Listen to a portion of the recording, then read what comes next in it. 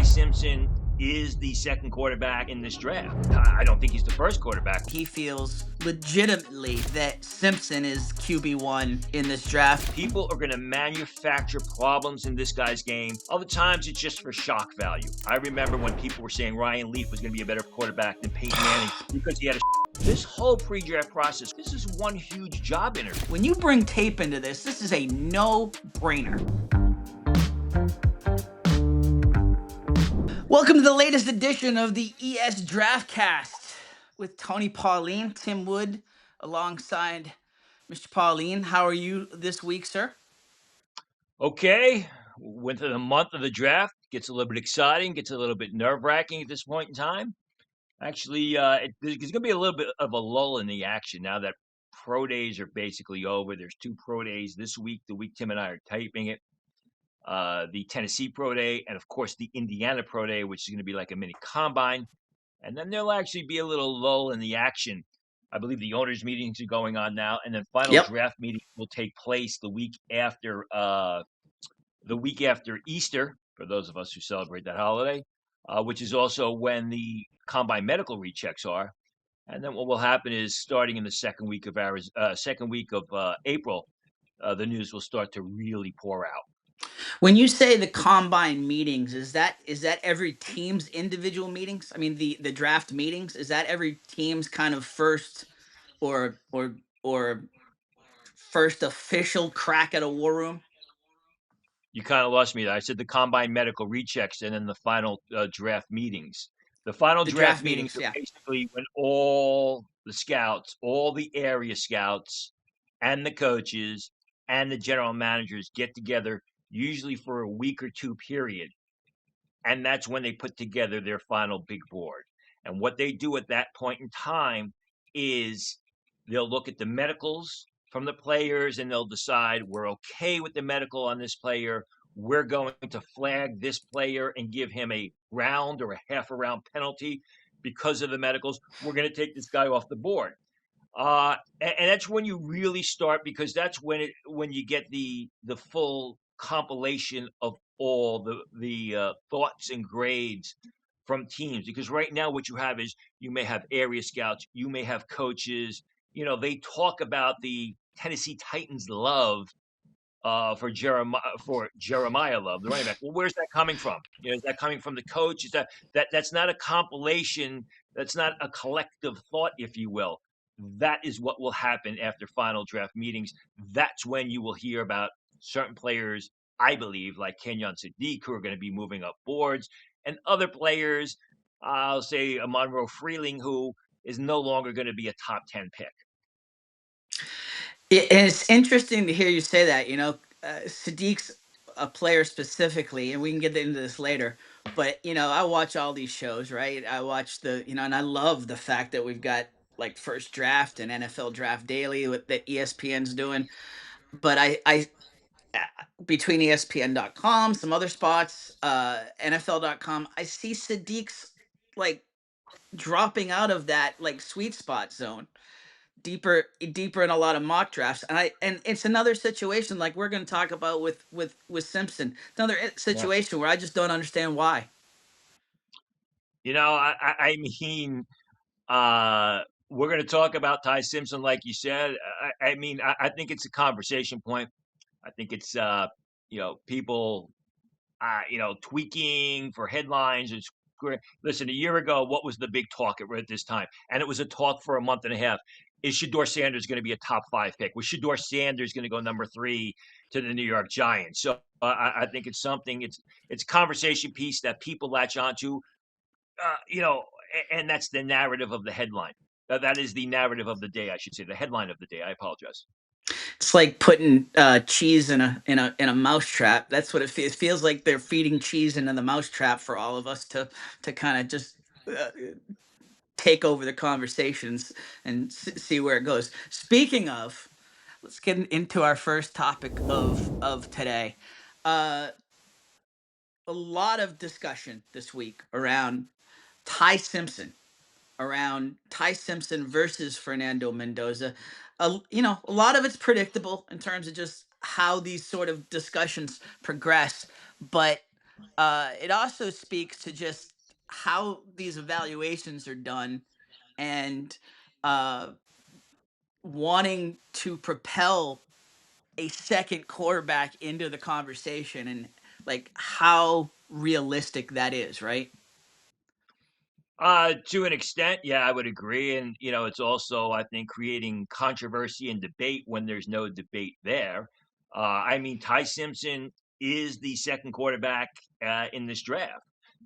I don't think he's the first quarterback, which we'll talk about, but there's a lull, as I said. There's sort Sure. of we're in a dead spot, so you've got to create things to speak about. And you've got we've certainly got voices out there that are willing to do it, and the two that came to the forefront this week was Dan Orlovsky Yeah. talking on Pat McAfee, then doubling down on Get Up, talking about tape versus traits when it comes to Ty Simpson versus Mendoza, and really putting it out there that he feels legitimately that Simpson is QB1 in this draft. Mike Tannenbaum maybe not as firm on that, but supporting it, didn't Yeah. didn't full out deny it, and certainly supported the tape argument. What's your take on what was put out there this week between Orlovsky and Tannenbaum? What I heard Tannenbaum say, and correct me if I'm wrong, or expand on it if I'm wrong. I heard Yep. Tannenbaum say that he heard that there were some teams out there that had Ty Simpson rated than Fernando Mendoza. Now, I'm not going to dispute that Tannenbaum didn't hear that. I doubt that he just made it up. But I go back to 2021, where during the Senior Bowl of 2021, all of a sudden there were stories breaking that some teams had Zach Wilson rated higher than Trevor Lawrence, which I thought was absolutely absurd. I mean, it may have been said in jest, it may have been said, and this is along those lines that, in my opinion, that somehow Ty Simpson is rated higher than Fernando Mendoza. I'm not going to say that Mike Tannenbaum didn't hear it. I just think that sometimes, you better just, if you hear things, and I hear them all the time, you just forget about them. Sometimes you wish you didn't because it comes around to bite you. Yep. But this is one of those things where he should have just said, okay, yeah, sure, whatever you say, and just moved on. As far as Right. all Orlovsky is concerned, I mean, I saw him on McAfee show talk about one of his concerns about Fernando Mendoza was unable to score against Ohio State in the first three quarters, was unable to get the ball in the end zone in the first three quarters of that Big Ten championship game against Ohio State, which is kind of laughable because, number one, you look at that Ohio State defense, they're going to have three guys that are selected in the first round. Two of them, I'm sorry, Top four 10. guys Yeah. in the first round. Three of them are going to be top 10 picks, and Yep. you have another player in Kenyatta Jackson that's going to be a first round pick in 2027. So he was basically playing against a defense with NFL talent, coached by an NFL guy in Matt Patricia. Yeah. And then you have to consider the fact that Indiana won the game because when they needed a big drive, oh yeah, by the way, Fernando Mendoza led the team down the Orchestrated. field and got him in the end zone. So to make that your basis or a reason why you like Ty Simpson more than Fernando Mendoza, or even bringing that up that he wasn't able to put them in the end zone the first three quarters against Ohio State is laughable. And I saw that clip, and Pat McAfee and everybody else were basically laughing Yeah. at Orlovsky before that. And Listen, I yeah. had said all along when we all knew that Fernando Mendoza was going to be the first pick of the draft. I said that people are going to manufacture problems in this guy's game that don't Absolutely. exist. Yeah. And as we talked about later, sometimes it's paralysis by analysis. Other times it's just for shock value. Well, And this happens a lot in politics, right, Tony? We call it the October surprise. It's like these PR folks wait until a month before the election, and then they start to put out their negative intel reports on the candidate in force. it's almost feels like it's orchestrated as like an October surprise draft wise, because it's just like tape versus traits, like great buzz phrase, but zero substance to back up the buzzwords. That's why I don't think it's like an October surprise. I follow politics very closely. I wish I didn't. We're Yeah. not going to get into that. But the October surprise in politics is usually something that happened in a candidate's past. Yeah. It's usually some sort of verifiable proof. These are just opinions. Yep. Okay, it's not like, well, I have Ty Simpson, rated higher than Fernando Mendoza because Fernando Mendoza, we just found out, did XYZ or, ABC, and, he's going to be downgraded. No, it's just based on opinions and what I believe, is shock value. And I think it's important that we sort of compare and contrast the two quarterbacks. And, Ty Simpson is a good prospect. There's a lot to like about his game. He shows incredible accuracy at times, right on the money. He played great football in September and October. He sees the field relatively well. He's probably a little bit more nimble, more elusive, better picking up yardage with his legs than Fernando Mendoza, but he's only started 1 year. He also stares down the primary target way too much for my liking, which is going to kill him, in the NFL. Fernando Mendoza, he's bigger. He has a better arm. I think he did a much better job leading that Indiana offense. He came up big time after time. Clutch. Indiana needed him. Yeah. People say, well, system quarterback. Well, yeah, that system also led Indiana to a 16-0 record and the national title, and won Fernando Mendoza the Heisman Trophy. And Fernando Mendoza is not a one-year wonder. He was a good quarterback at Cal, and people knew he had a lot of ability, a lot of upside. This is not a surprise where Ty Simpson was more of a surprise. We knew that, and I had written this when I was with another outlet about Fernando Mendoza. The hopes for him at Indiana was he was getting good coaching, he was getting stability, and his game would take off. And that's out there, and that's exactly what happened. Boom, boom, boom. Yeah. I would say to people, when you're comparing the two, Ty Simpson played good football in September and October. In November, he lost a bad game to Oklahoma where he struggled. He struggled against Auburn. Alabama was able to win. He got pounded by Georgia in the SEC title game. He did play a good second half against Oklahoma in that first round of the playoffs, and then they got pounded by Indiana. I want anybody to tell me where in 2025 Fernando Mendoza played bad football. Yeah. Anywhere.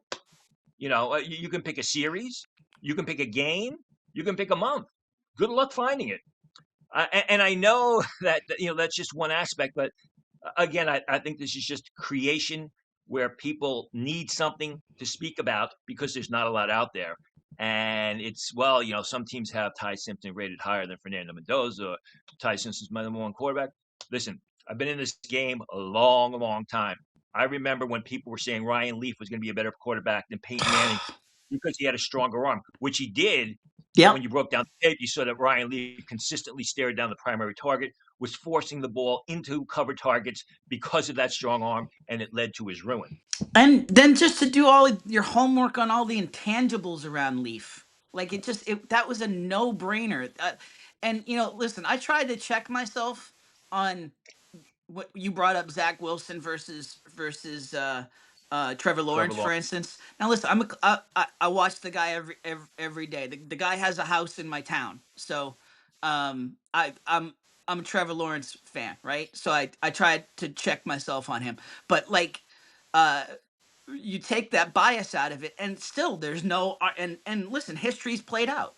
History, the story's not written per se, final chapter on Zach Wilson yet, but it's pretty damn close. Yeah. And listen, I love Trevor Lawrence. I'll be the first one to say that his NFL career has kind of disappointed me. I expected much more from Trevor Lawrence. I mean, there's no doubt about it.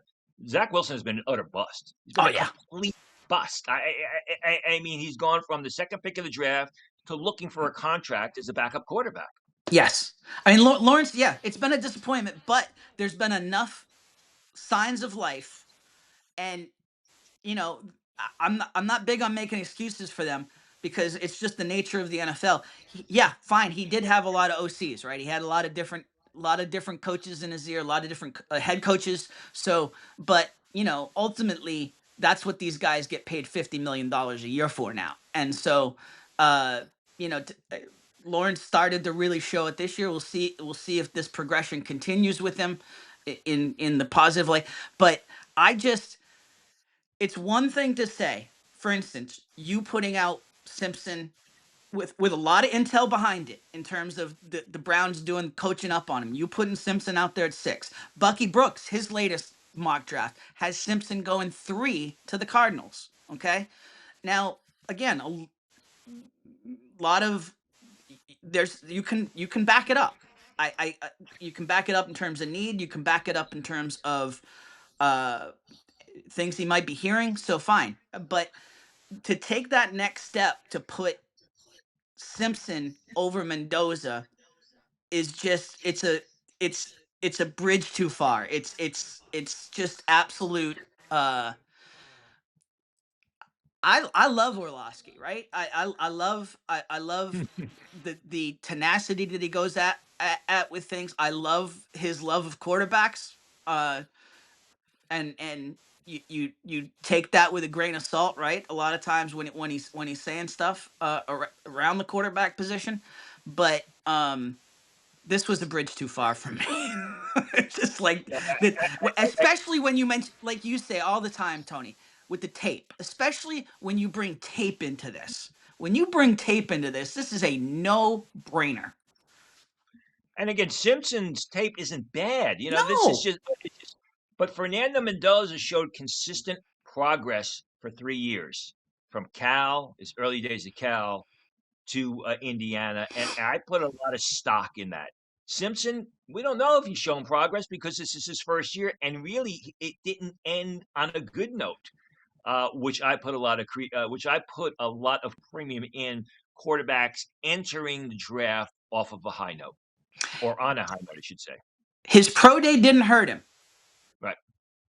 And it shouldn't have because, the pro day, like the combine, is perfectly set up for Ty Simpson. As I Yep. said, he's got a decent arm. He's very accurate. He shows the ability to place throws, where only his receiver in the receiver's hands. He doesn't have receivers adjusting to the throw. And as we said in our combine preview, the combine workout, the pro day workout, is really set up for the strengths of Ty Simpson. So Ty Simpson should flourish in that sort of setting. The problem with Ty Simpson is when there's 11 guys on the other side of the line of scrimmage, and he's staring down his primary targets. And Ty Simpson had a real good offensive line at Alabama. He had some good weapons. They were a little bit inconsistent last season. That can go both ways. That could be the receivers dropping passes or the ball getting to the receivers funny, which basically made it a very tough ball to catch. Should have had a better running game, but there was injury, specifically with Jam Miller. But that sort of pro day combine workout, and the pro day is scripted for the quarterbacks, is really set up for the quarterbacks to succeed. So Ty Simpson had a terrific pro day workout, but that had to be expected. He had really nothing to prove at the pro day workout, especially coming off what was a terrific combine passing session. All of this discussion with Tannenbaum, with Orlovsky, all of this stuff that's been talked about this week. Have you heard anything tangible from your sources that say that this has any stickiness to it in terms of just this discussion? Not at all. And I've not heard that Simpson's falling either. There are Yeah. some people who think that Simpson's going to fall out of the first round. I've not heard that at all. I find that, and I have. If you go to the essentially sports big board, I actually have Ty Simpson with a second round grade. I think he's a second round prospect, but he plays the quarterback position. He showed enough skill last year to believe in his upside, to believe that his best football's in front of him, even though he's an older prospect. But to answer your question, no, I've not heard anyone talk about Ty Simpson falling. Never mind the fact or falling, or the fact that somehow Ty Simpson has jumped over Fernando Mendoza in the quarterback rankings. I'm kind of being contradictory, but I have to tell the whole story. I've not heard he's falling. I certainly have not heard that anyone has rated him high. Anyone in the league has rated him higher than Fernando Mendoza. There's nobody saying, okay, Tony Pauline has Simpson, or has had Simpson at 6. Bucky Brooks now has Simpson at 3. So there's nobody, and I'm the same way. I'm just not hearing this. I'm not hearing anybody anywhere around the Raiders saying, or any sort of panic of like, are we missing something if everybody's putting it, so if Simpson's suddenly worthy of 3, should we be looking at him at 1? I haven't heard any of that. And I think part of the reason why the Raiders were able to get Klint Kubiak, who, as I reported at Essentially Sports, going back to the Senior Bowl, had huge offers from the Seattle Seahawks to Sure. stay there. One of the reasons why he went to the Raiders is because they were going to have the first pick of the draft, and he knew he was going to get Fernando Mendoza, who's very much Tom Brady-like. I mean, if you want to compare the two quarterbacks, Ty Sure. Simpson and Fernando Mendoza, which one is more like Tom Brady, who was ingrained in that Raiders organization? It's definitely Fernando Mendoza. Yep. So I think that was one of the reasons why Klint Kubiak landed. I know that's one of the reasons why Klint Kubiak decided to leave the lucrative offers that Seattle was offering him to stay and take the head coaching job with the Raiders that are basically in a rebuild. A couple other big topics of this week, Tony. We saw some stuff come out of prospects in terms of not really doing a whole lot of testing.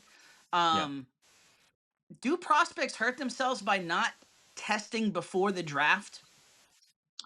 If you're not a top 10 pick and you play a position that requires athleticism, and all the positions require athleticism, but positions like receiver, cornerback, defensive back, tight end, yeah, you're definitely going to hurt yourself if you don't, if you don't test at the combine or your pro day, unless there's a valid reason, to say, be like Isaiah World, who had knee surgery and he's basically shelved for the next 6 months. A couple other guys, Xavier Harris, if you read my report, Yep. at the big defensive tackle at Essentially Sports, was basically flagged at the combine for a foot issue, had surgery. He can't work out. Physically impossible for him to work out. But there are a couple of guys specifically at the tight end position. Joe Royer of Cincinnati, who's highly thought of by scouts at one point. Max Klare of Ohio State. And I'll go through these guys individually, who some people think will be the second or third tight end selected. Or Michael Trigg from Baylor, who's an incredibly gifted athlete and should be rated much higher than he is. But you go to Joe Royer of Cincinnati. People think he's a 4.75, 4.8 sort of tight end. He doesn't work out at the combine by choice. And what I mean by choice is he basically said, I'm not testing today. I'll do position drills, but I'm not going to do any testing. Then he goes to his pro day and he says, I can't test because I retweaked my hamstring last week. Now, it may be a legitimate cause, but the fact is there were no medicals at the pro days. So Yeah. when you go to the combine, before you do your testing, you go through rigorous medicals, and it will be written that a player is given a medical exclusion from working out at the combine. Joe Royer never received the medical exclusion for not working out at the combine. He tells scouts at his pro day, I tweaked my hamstring or retweaked it. He may do a private workout. He really needs to test. Max Klare from Ohio State is a move tight end. He's a pass-catching tight end. It's not a bad blocker, but he's expected. He's a guy who's supposed to rely on his athleticism. He's put in motion before the snap of the ball. He's asked to get downfield. Again, doesn't work out the combine by choice. His decision. Then he says at pro day, I can't test because I tweaked my right ankle during the combine, so I can't do any testing. And I'm bench press. See, even your dog's upset by what I'm talking about. He didn't like hearing that at all. You must be an Ohio State fan. You must be an Ohio State fan. Yeah. And he doesn't bench because he's retweaked because he tweaked his ankle at the combine. Scouts aren't stupid. This stuff adds up. And you got Michael Trigg.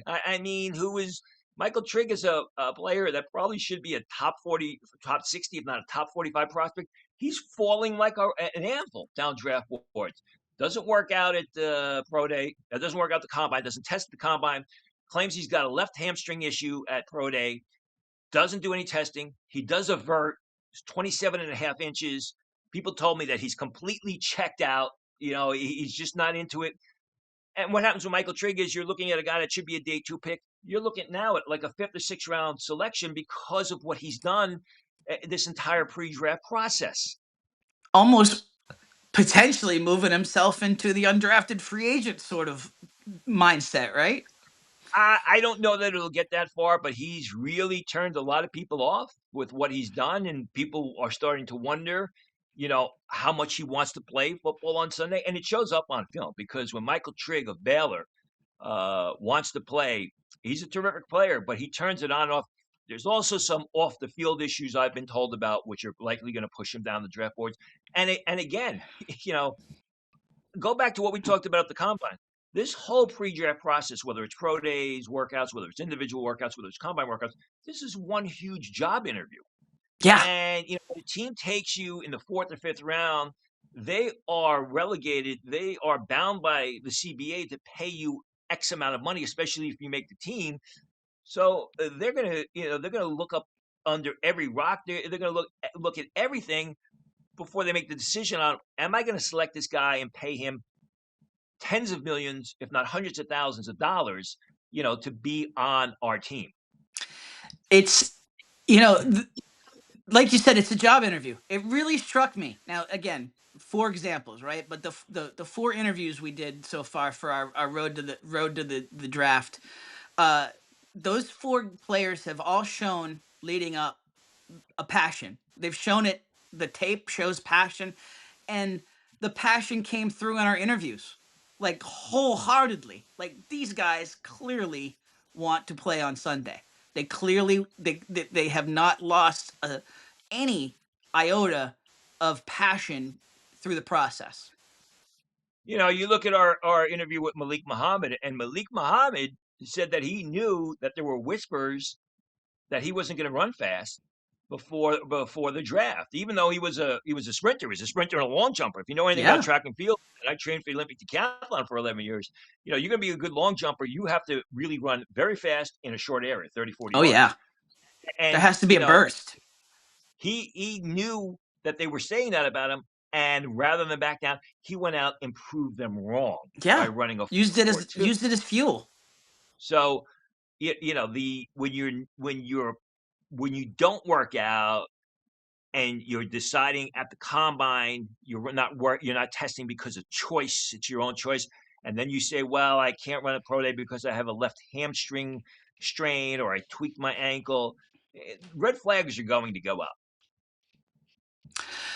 Let's go through your big takeaways from week 3. A lot of big schools on the radar, as we hope you've all seen through Tony's articles on essentiallysports.com. Alabama, Utah, Texas, Ohio State, Nebraska, lesser but still a couple important guys. What's your biggest takeaways from week 3? Kadyn Proctor really helped himself at Alabama Pro Day. People are talking about him being a top 10 pick. I'm not there. I mean, but then I didn't think J.C. Latham was going to be a top 10 pick. But Kadyn Proctor, I think, based off of his pro day, established himself as offensive tackle number 3. And I think the latest he's going to go is to the Detroit Lions. Runs a 7.783 cone at 358 pounds, moved incredibly well, was smooth and fluid, which you see on film. It's not like he's a workout warrior who doesn't transition it onto film. I mean, my question is, and I spoke to his camp about this after the work, and I was like, the 358 is a little concerning to me. It's easier for a kid that young to play at 358 pounds on Saturday versus Sunday. They agreed. They want him to lose a little bit more weight. And if he loses more weight, he should be able to move even better. So I think Kadyn Proctor really helped himself at Alabama Pro Day. And there are teams out there who feel he can line up at left tackle on Sunday. And that's going to be a big question with Kadyn Proctor. Do you see him solely as a right tackle, which I do, or do you think he can play left tackle? If teams really feel he can play left tackle, his draft stock is going to take off. Spencer Fano, 32 and 7/8 inch arms at his pro day, 30 completed 30 reps on the bench.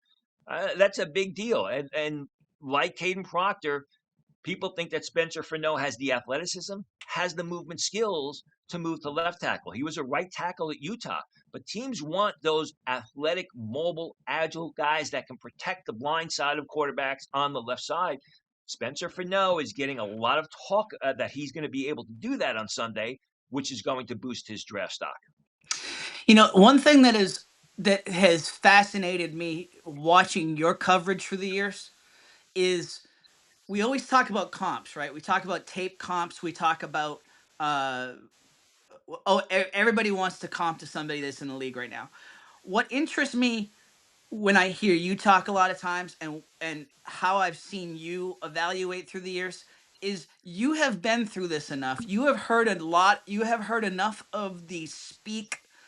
A lot of the things that come out ahead of the draft about positions, about certain guys. You've heard kind of, I won't say the coding, right? But like you've heard the buzz build around guys. So you can almost comp guys by their trajectories in the way they're discussed through the process. You've got enough institutional memory now, more so than most, that you can almost comp it from that perspective too, to telegraph, okay, this talk is BS. This talk's legit because I've seen this happen specifically with X, Y, and Z in the past. Right, and you have to know who you're talking to, and if they sound like they're feeding you a line of BS, they usually are feeding you a line of BS. You got to be able to decipher between the sources and the people you speak to. But there are a couple other guys who really stood out. Sure. Trey Moore of Texas. I think Trey Moore of Texas, transferred from UTSA. As I wrote at Essentially Sports, he was basically misused at Texas as an edge rusher, but he's an athletic off-ball linebacker prospect. That's what he did at UTSA early in his career, and that's what he did during pro day at Texas. So teams are re-looking at him as, well, no, he's not an undersized, just more than an undersized edge rusher. He's a guy that can make plays in space. I know I'm gonna butcher this guy's name, Seydou Traoré. Go back to our combine, our coverage of the Shrine Bowl at Essentially Sports. I mean, Traoré from Mississippi State, the tight end, was unstoppable. He was athletic. He moved well. He was a big fluid mover who caught the ball well. Well, you know what? He proved to be that athletic, as I reported from his pro day last week. 244 pounds, which was 11 more than what he was at the Shrine Bowl. Ran a 4.57 in the 40, hit 40 inches in the vertical jump, and 10.7 in the broad. Also ran a 6.953 cone. This is a kid who came from England. He's part of the IPP, the International Players Program that the NFL has, and he is, first of all, he should have been at the combine. He's making strides in his game in leaps and bounds. He's absolutely cemented himself as a late round pick. He's a guy who may contribute as a rookie, but 2 or 3 years down the road, I think he's going to be a dynamite tight end on Sunday. And then Tywone Malone, who we spoke about. I asked Kadyn McDonald. You referenced those interviews we did previously. And when we had Kadyn McDonald, the big defensive first-round offensive tackle from Ohio State, when we had him on, I asked him about Tywone Malone, because if you watch the film, number 95 was a guy who was making plays and no one talked about. Malone, 6'4", 305 pounds. If you remember, Kadyn McDonald called him a one gap, three technique type, ran 5.12 in the 40, looked extremely athletic. Don't know that he's going to get drafted, but he's going to be signed very quickly after the draft, after the 7 rounds is over, as a priority free agent. Couple other guys that stood out. Couple other guys that didn't so much stand out. Yeah, Aaron Hall. Let's go back to the Shrine Bowl. I talked about Seydou Traoré of Mississippi State. Aaron Hall of Duke was another guy I wrote about extensively at Essentially Sports during our Shrine Bowl coverage. I talked about how he was unstoppable, defensive tackle. He was beating people left and right. He was getting the better of blockers. Well, he got the best of pro day. 6'4", 297 pounds, ran a 4.92 in the 40, ran 7.2 in the 3-cone, touched 32 inches in the vertical jump. Should have been at the combine. He's going to be one of those non-combine guys that are going to be selected, probably in the 6th-round area. 6'4", 297 pounds. Probably will start off in a one-gap system, but he can easily add 15 pounds to that frame, and you know he has the athleticism. And then here's a guy that, there are a few players that get past me, but this guy did. Heinrich Haarberg of Nebraska, tight end. Caught 12 passes for 80 yards. He's a converted quarterback. 4.51 in the 40, 4.15 in the 3-cone, 6'4.5", 237 pounds. Also hit 38 inches in the vertical jump. Haarberg is very unlikely to be drafted, but you put him on the practice squad. You can continue to develop his game at the tight end position, and you may have something in a year or two. I mean, that's what these pro days are about. There's see good football players, also see good athletes. The good athletes may not get drafted, but they'll be signed quickly after the 7 rounds is over and stashed on a practice squad for future development. You mentioned guys that really did not help themselves, actually went in the opposite direction.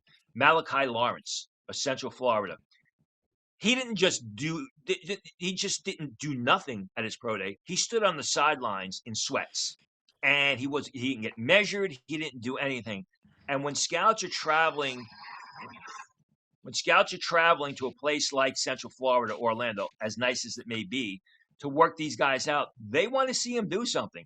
And Malachi Lawrence, who had a sensational combine, basically, I feel, stopped all of his momentum, because I spoke with teams who were very upset. They were pretty pissed off that they went out there.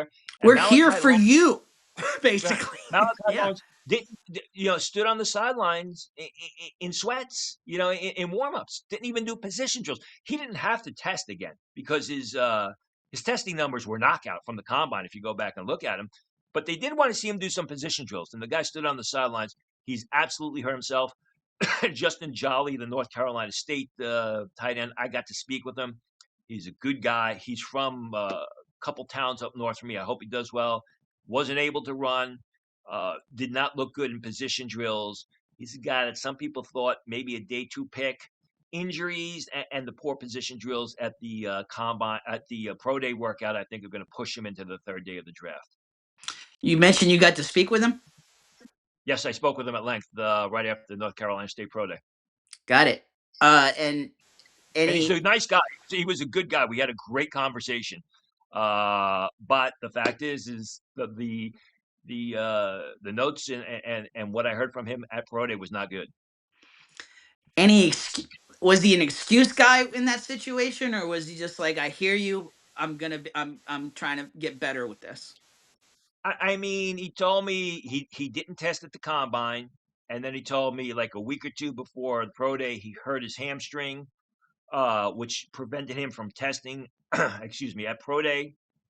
I asked him, are you going to set a workout before the draft to test for scouts, or have somebody there with a stopwatch, because he is a tight end. He's known more as a move tight end.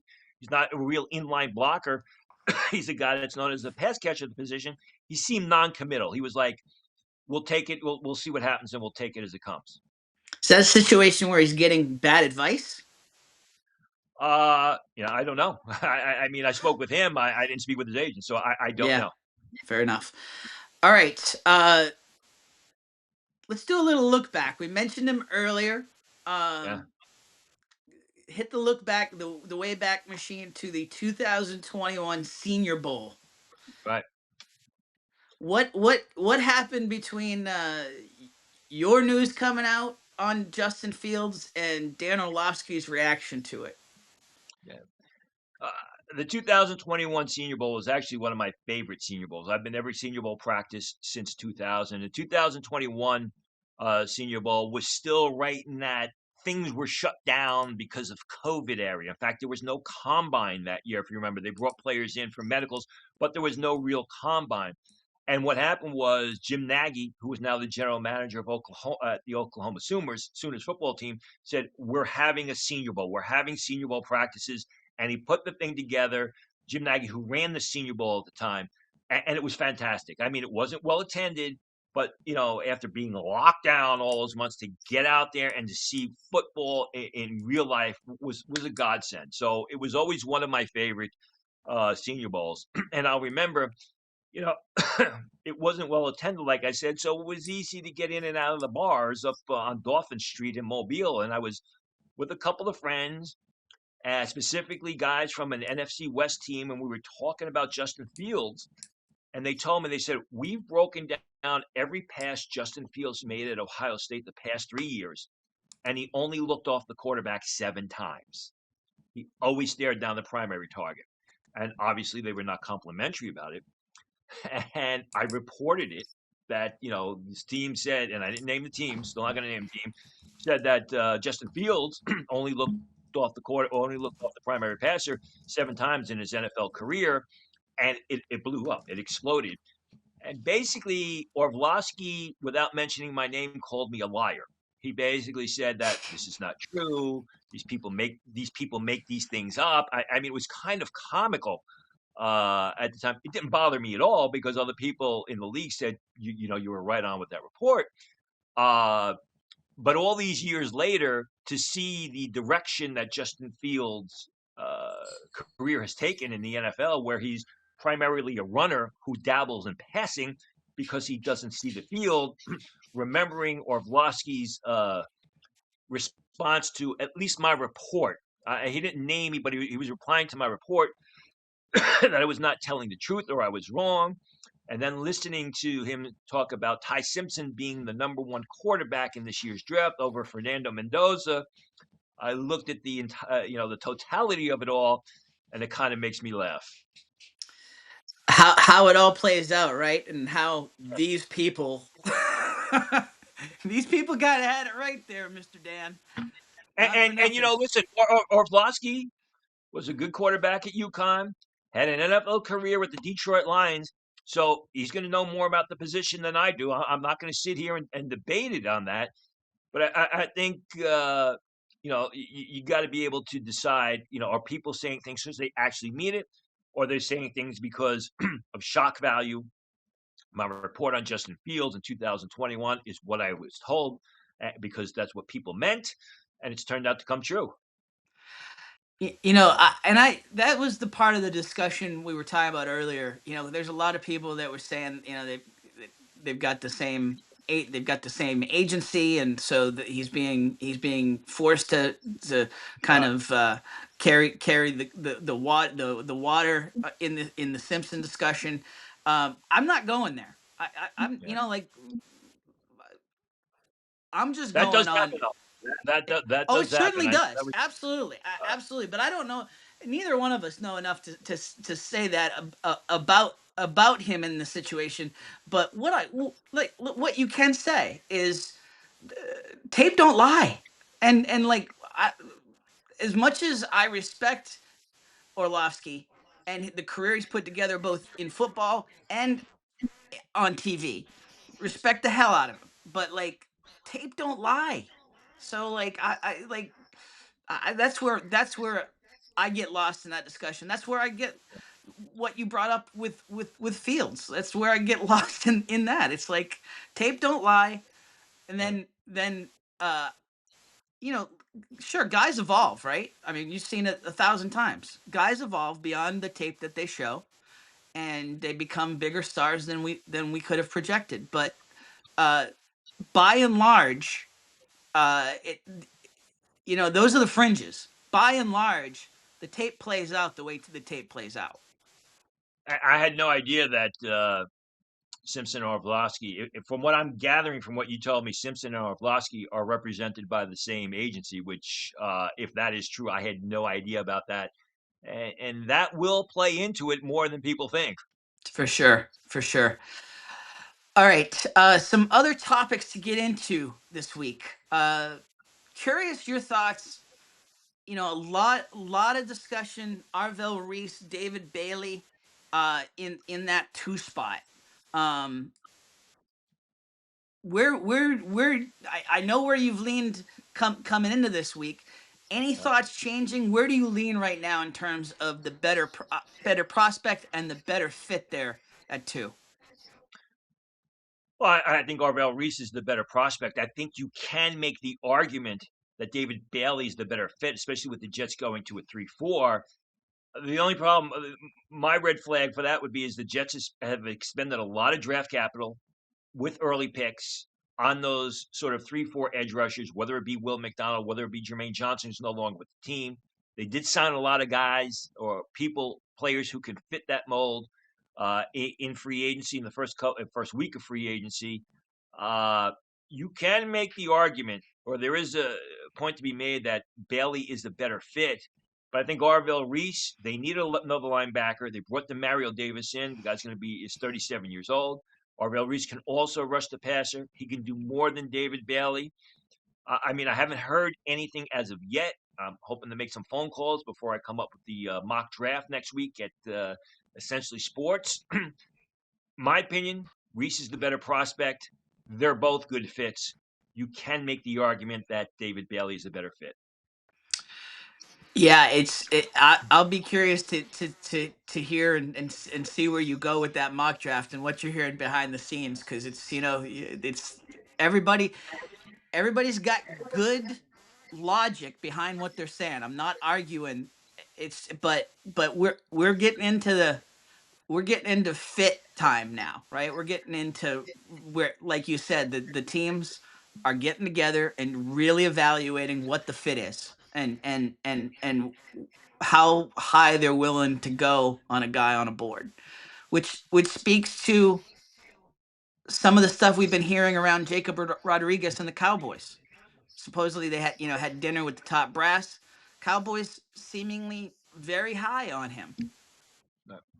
Well, I think the Cowboys are going to be high, at least be high meat, do their work on any off-ball linebacker, on any pass rusher, on any cornerback, because those are three big needs for the team. So meeting with Jacob Rodriguez is something to keep in mind.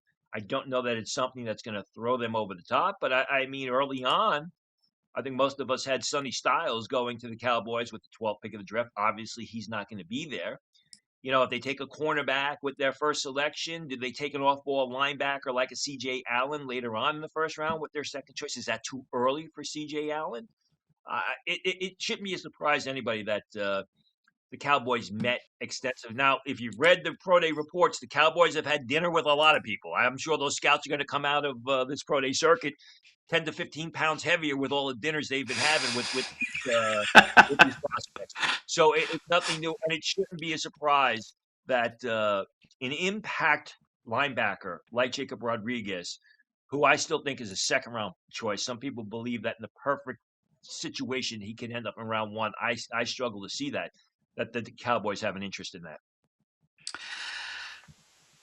Rams are scheduling a meeting and a workout with Garrett Nussmeier. Saints OC's son is where do you put that in terms of where do you put Nussmeier in terms of the McVay project concept here, in terms of thinking that he can really make him into the next coming here? Well, I mean, doesn't have the physical skills. I'm looking at the Rams picks. They have the 93rd pick in the 3rd round. That would be a perfect spot for him. And then they don't have another pick to the 6th round. So I'm sure they're looking at him and saying, "Listen, is this a guy we would consider late in day 2 to put on our roster?" I think the bloodlines. I think, for the most part, the ability to see the field, although Nussmeier does make some very questionable throws. I think the fact that Nussmeier threw well at the combine and then threw well at his pro day, bodes well in his favor. I mean, are they going to take him early? No, I don't see them. If they take Nussmeier, it would be before that pick late in the 3rd round. And what happens is teams come in and work these guys out all the time. So don't read too much into it. And the reason for working a guy like Garrett Nussmeier out is when the Rams coaches go in there, they're going to have Garrett Nussmeier do things and make throws that are relevant to the offense that the Los Angeles Rams run. If he makes those passes successfully, that's good for him.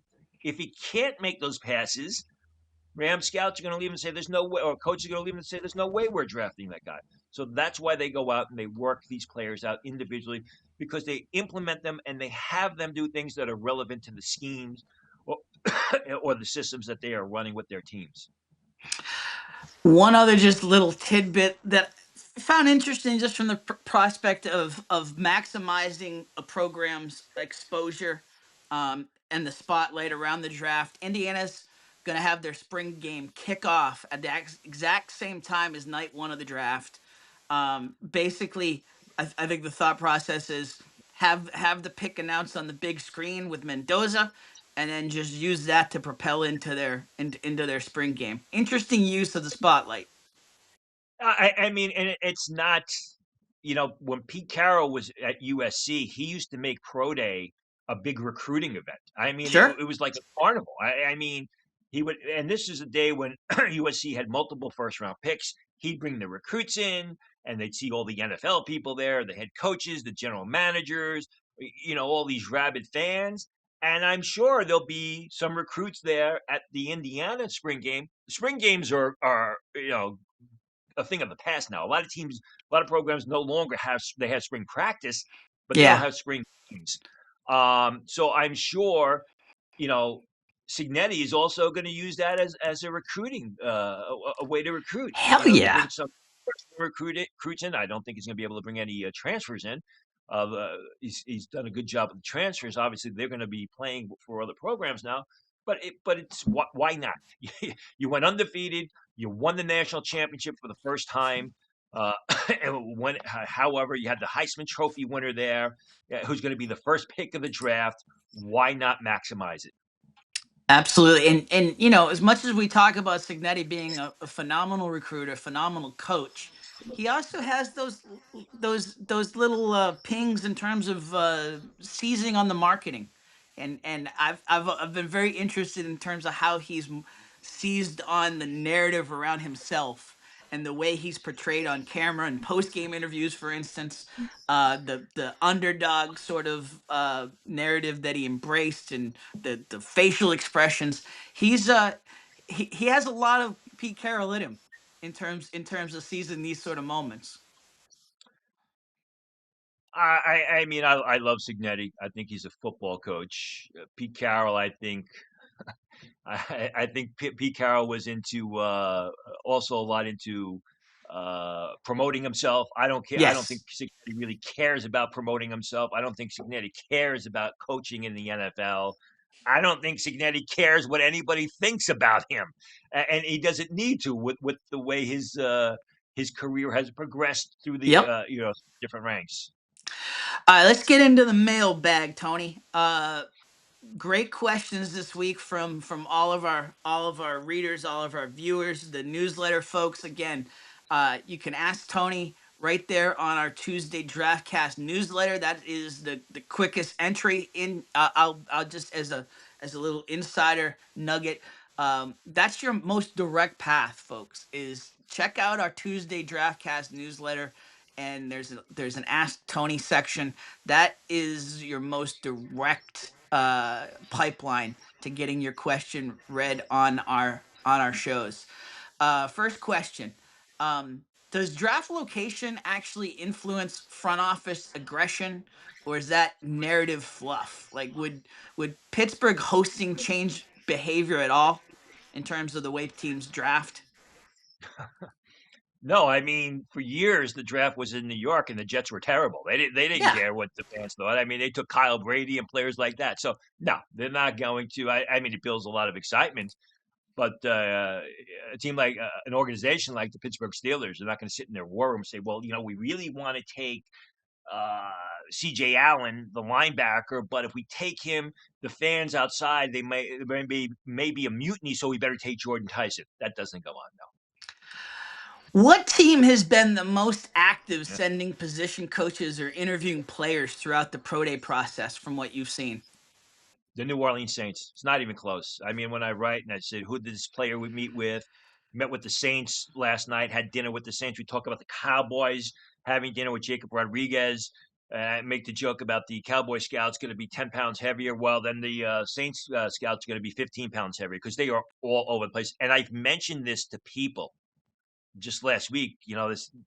This guy met with the Saints, and I said the Saints are all over the place, and they're like, yeah, they've done a tremendous amount of work uh, during the pro day circuit this offseason leading up to the draft. So if you're a Saints fan, you should be happy, but it's definitely the New Orleans Saints. Luke Hubbard is applauding your words right now from his bunker in Baton Rouge, because that dude is about as big of a Saints guy.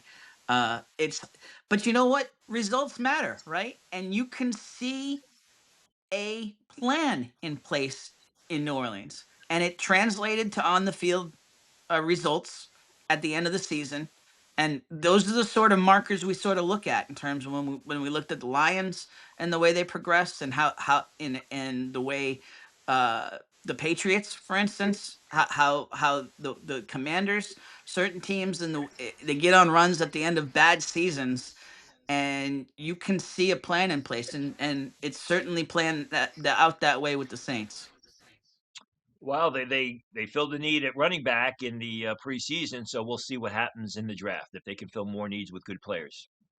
Which legend do the Chiefs need a succession plan for immediately? Chris Jones and help on the D line, or a tight end for Kelce? Which we've obviously brought Kenyon Sadiq into that discussion a lot. Right. I mean, the thing with Chris Jones is he's younger and he's going to want more money. So, Kelce just signed a deal for 3 years, but the amount of money that Chris Jones is going to want and going to get on the outside, you better have one on Chris Jones for Chris Jones, because you may not be able to pay him as we've seen in the past. And yeah, Travis Kelce is very important to that team, but Chris Jones plays a priority position, and it's much more difficult to replace an impact defensive tackle like Chris Jones than it is Travis Kelce despite all his great success. You could also make the argument Travis Kelce is a real good tight end, but he was on another team that didn't have a quarterback like Patrick Mahomes. How effective would he be? Where with Chris Jones, he's going to be real good anywhere. And I think everything you're saying in terms of age and the position is spot on. I would also add, just on the opposite side, not that this makes Kelce a priority, but that 3-year deal is it's a 1-year deal. It's a 1-year heavily cap loaded deal, and anybody, I just can't see Kelce playing beyond next year with everything going on in his life and the tread on the tires at this point. But Jones is still the priority. I'm shaking my head. Yes, I haven't seen it, but that's the way most of the NFL deals are. I mean, it's a 3-year deal, or it's broadcast or signed as a 3-year deal, where it's primarily a 1 or a 2-year deal that the team can get out of. Absolutely. We've hit on this a little bit, but which is the deepest position group in this draft class? I saw Lance Zierlein with NFL.com did some put some numbers to grading the positions, and I believe edge came out way ahead for him, which is not a shock to anybody that's listened to this show.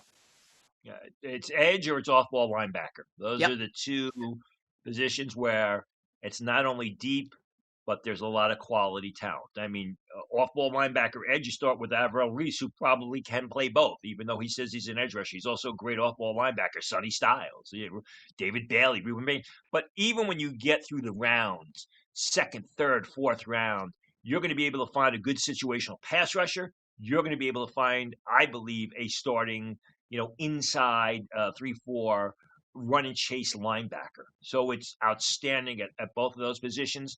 Not a good year at defensive tackle, not a good year at safety, but the edge rusher, which is a priority position, and the off-ball linebacker, I believe it's one of the best in a long, long time.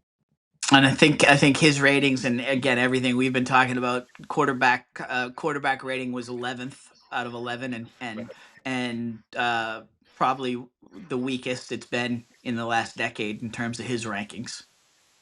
Well, without a doubt. I mean, it's a one man, two man, man show, and then it's a crapshoot after that. Which team is? I mean, we don't see. We've seen more trades on draft day over the last decade than we did the decade before, for instance. But most of all this talk and all the fun moves we do in these mock drafts in terms of mocking teams making trades, most of that does not happen. Right. Which team is most likely to regret not trading up? Oof.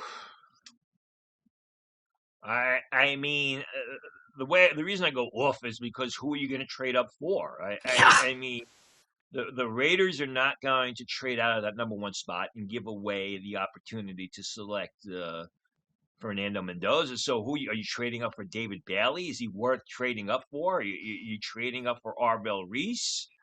I mean, trading up the for only Jeremiah Love with all the people they're talking about Love. the only thing that I could see is with their need at cornerback and the fact that they have two picks in the first round. If Mansoor Delane starts to slide past, or if Mansoor Delane's there at number 9 for the Kansas City Chiefs, and the Dallas Cowboys let him get to the Bengals or the Dolphins, who I believe would jump all over him, you could see 2 or 3 years down the road the Cowboys potentially regretting the fact that they didn't move up to get Mansoor Delane. And really, he is the only guy that I think a team would be that's worth trading up for because he is the top rated cornerback, and there are so many questions at that position after Delane, and it is a priority position. Fair enough. If you're a blue chip high school prospect today with the choice of any school in the country and NFL aspirations, what's the program and the coaching staff you'll trust most right now? Well, it depends on the position. I mean, if I'm a quarterback, I'm going to Indiana. Not only because of what Cignetti did with Fernando Mendoza this year, but what he did with Curtis Rourke last year, who transferred from Ohio. And now we Everybody saw forgets that. Yeah. I saw Josh Hoover from Texas TCU who's transferred there. So, if I'm a quarterback, I'm going to a place like Indiana. If I'm an offensive lineman or defensive lineman, I'm probably going to a place like Ohio State, which has consistently produced great players, quality players at that position. If I'm a linebacker and Matt Patricia is hanging out at Ohio State, I'm going to consider going to Ohio State because he's a linebacker oriented defensive coach. So it really depends on the position as far as where I would go. I mean, if you're a quarterback, would you also consider LSU with Lane Kiffin there? I mean, despite all the warts that Lane Kiffin has, he's done a good job developing quarterbacks. Duly noted. I mean, like you can't argue that, right? Like you Right. certainly can argue all of the public posturing and Yep. but you can't argue results. Um but it's going to be it's going to be positional by positional. Um there's there's like for instance, we talk about Patricia in Ohio State. Uh that is a spot that seems to have proven out. Now I wonder how long he's going to be there first of all. It's only been one Yeah. year, so that's why I said Yeah. and there's no guarantees he's going to hang out there. I'm sure he's dying to get back into the NFL. So if Yeah. that opportunity opens up for him, I'm sure he's going to jump ship. And I mean, he could do what their Brian Hartline did. I mean, Brian Hartline was a terrific receiver coach, fantastic receiver coach at Ohio State, then a good offensive coordinator. He's now the head coach of South Florida. So that's another avenue for a guy like Patricia may consider.